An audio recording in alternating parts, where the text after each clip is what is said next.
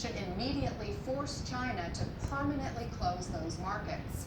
I want to bring in CNN's Will Ripley in Tokyo. And Will, you have been tracking the controversy surrounding China's wet markets. How is China responding to all this global pressure?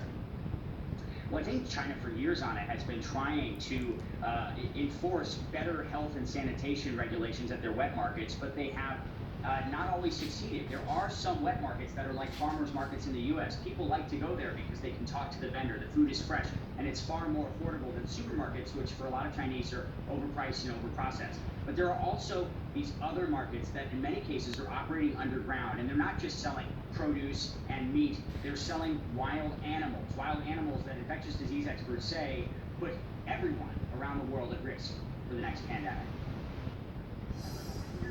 Across China, as the novel coronavirus pandemic slows down, the wet markets are opening back up. For many in Asia, they're the only affordable source of fresh produce, meat, and seafood. But at this now closed wet market in Wuhan, the original epicenter, wild animals were also for sale last year. CNN is not able to independently verify these graphic images from early December, the early days of the pandemic. They show a meat market menagerie, beavers, snakes, raccoons, ready for sale, slaughter, and skinning. White House Coronavirus Task Force member Dr. Anthony Fauci says the new coronavirus was transmitted from animals to humans, similar to other deadly pandemics like bird flu and SARS.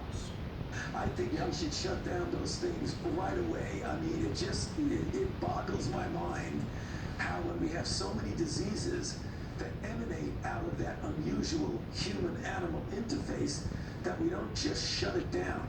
Some parts of China are known to have an appetite for exotic animals, long believed to have nutritional and medicinal benefits. For years, the Chinese government has tried and failed to ban the sale of some wild animals tied to previous outbreaks. Yeah. Hong Kong broadcaster iCable found civet cats for sale at this market in southern China in January. 15 years after the SARS pandemic led China to ban their slaughter and consumption. CNN cannot independently verify the video. These animals, we don't know their history. We don't know what kind of pathogens or viruses that they are having in their body. Cats, dogs, rodents, even porcupines, all readily available in some parts of China and other Asian countries. People eat cats and dogs throughout the world as part of their diet. We need to stop that. It's the 21st century. Things may be slowly changing in China. This week, the city of Shenzhen announced the nation's first ever ban on eating animals raised as pets, often stolen and then sold as food. Humane Society International calls it a brutal trade that kills an estimated 10 million dogs and 4 million cats in China every year. In February, China passed a law banning the consumption of wild animals in response to the coronavirus outbreak. I would like to see the rest of the world really lean with a lot of pressure on those countries that have that. Because what we're going through right now is a direct result of that.